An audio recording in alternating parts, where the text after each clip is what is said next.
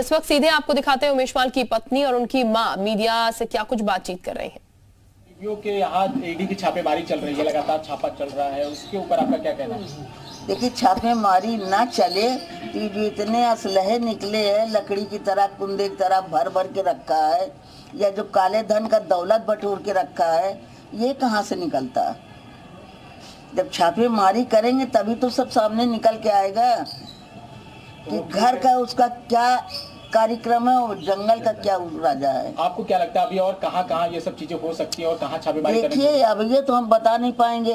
अब ये तो जितने पुलिसकर्मी या और विभाग के जो लगे हुए हैं, अब वो जब खोजेंगे, इसको ढूंढेंगे, निकालेंगे तो धीरे धीरे पता लगेगा। 50 दिन से अधिक का समय हो गया, घर परिवार के लोग अभी तक बाहर नहीं जा रहे हैं। अभी मेरे घर का ना हम लोग निकल रहे हैं, ना बहू निकल रही, ना बच्चे निकल रहे। आज 2 दिन से छोटे बच्चों को किसी तरह से बगल किया है, स्कूल वहाँ भेजे, सब सहमे हुए हैं। भाई, उसके गुंडे जो भागे हैं, आपको क्या पता कि दूर गए या किसी के घर में घुसे हैं।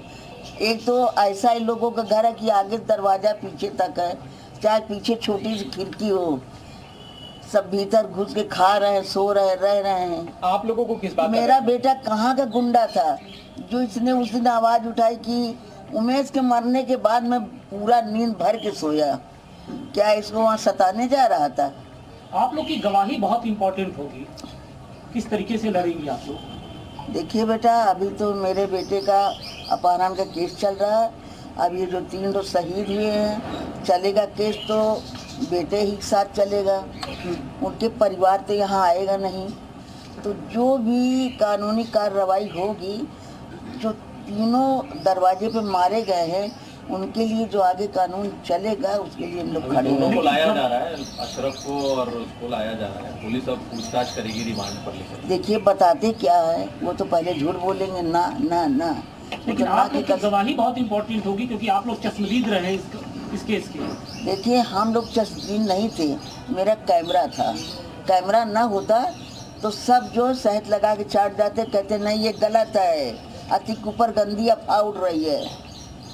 लेकिन कोर्ट में तो आप लोग को सामने जाना ही देखिए, होगा। कोर्ट में अरे भाई, जब कोर्ट में जाना होगा, जब समय आएगा तो जाएंगे, तब की तब है।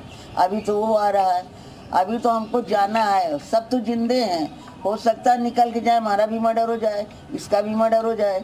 माता जी, क्या कोर्ट जाने में भी आप लोगों को डर लग रहा है? हर जगह डर तो हमको बाहर निकलने में है, अदालत जाने में तो बहुत दूर है। जितना शेर मेरा बेटा था, अब तभी हम लोग शेर नहीं है, कोई उसके बीबी की तरह डॉन नहीं है। हम लोग पारिवारिक हैं।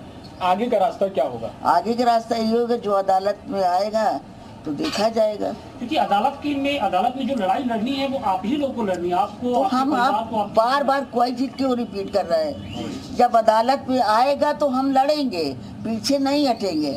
हम क्या कहा, आप लोग कान से सुन लीजिए, इसमें जो टेप हो रहा है कान से भी सुनिए। हमने क्या कहा, मेरे बेटे के साथ जो 2 शहीद हुए, चलेगा तीनों का केस यही, तो हम लड़ेंगे, पीछे नहीं हटेंगे।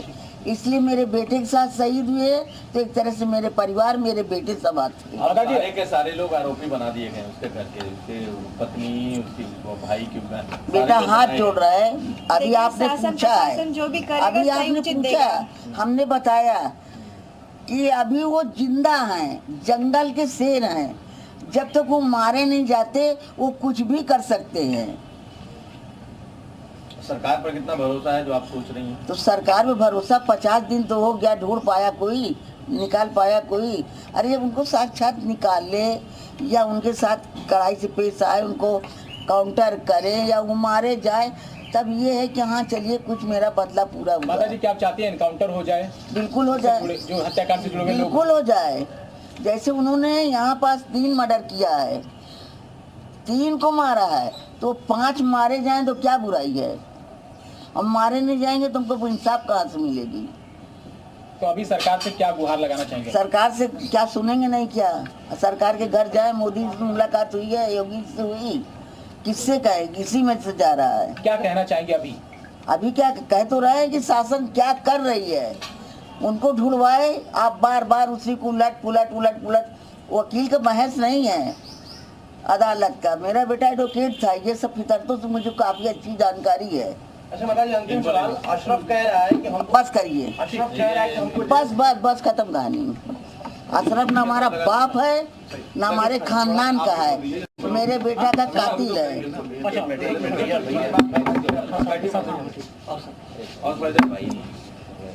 उसी बात को 10 चक्कर दोहराने से कोई फायदा नहीं है। 10 साल से मेरा बेटा वकालत कर रहा था। तो उमेश की वो भी न्याय मांग रहे हैं, हम भी न्याय मांग रहे हैं और शासन हमको जरूर इस चीज के लिए न्याय दे। मैं इस चीज मेरा परिवार उल्लंघन नहीं करूंगी, उनका आदर सम्मान करूंगी जिस तरह से वो फैसला हो रहा है। मेरे आदमी साथ के मैं भी उसी तरह चाहती हूँ 18 न्याय दिलाए किसी भी तरह से।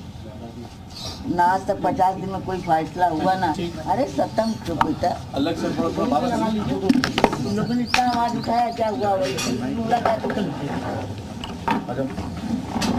ले ले भैया, इधर आ जाओ यार, लिखे करके। हाँ एक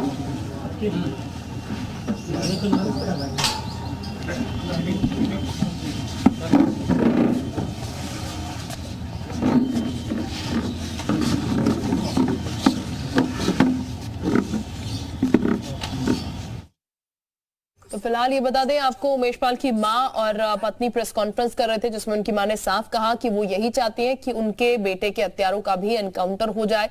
अभी तक उनके बेटे के हत्यारे जो हैं सभी पकड़े नहीं गए हैं। उन्हें घर से बाहर निकलने में भी डर लगता है, हालांकि वो पीछे नहीं हटेंगे, लेकिन जितना बहादुर उनका बेटा था उतने बहादुर वो नहीं है। उन्हें जान का खतरा है और ये लगातार बना हुआ है। सीसीटीवी में पूरा सच रिकॉर्ड हुआ है। अगर सीसीटीवी फुटेज के जरिए पूरा रिकॉर्ड नहीं होता तो शायद इस बात पर यकीन किसी को नहीं होता, लेकिन अब उनकी तरफ से साफ कहा गया है कि वो लड़ेंगी और यही चाहती है कि जैसा उनके बेटे के साथ हुआ वैसे उनके साथ भी हो।